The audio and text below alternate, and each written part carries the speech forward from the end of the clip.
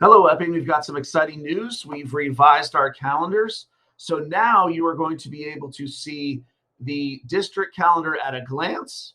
So if you were to click on that, you can see the entire school year and what the holidays and days off are.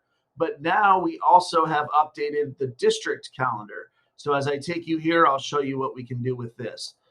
So right now I have the middle high school calendar turned on. So you can see all the things that are happening in the new middle high school.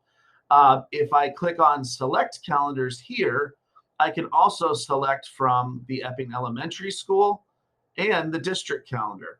We'll stay with just the elementary school right now. So just by clicking on and off, you see the color goes away or it comes back. I'm going to turn those two off.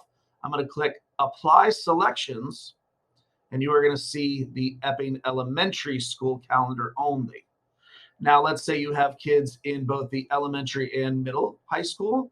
You would leave this calendar on, turn this one on, click apply selection, and voila, here you are with September's schedule for both the Epping Elementary School and the Epping Middle High School.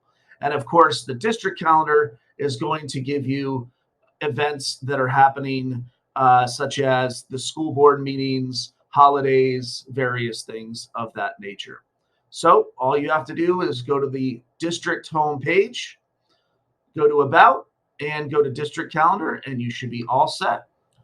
If you want to get alerts from these calendars, it's as easy as clicking the subscribe button, and then you can apply to whatever calendars that you use. We are using Google Calendar, so it'll sync most easily with Google Calendar, but it's as simple as just finding what you're doing here. It's giving you directions on how to subscribe to each of the calendars. I hope this helps. Have a great day.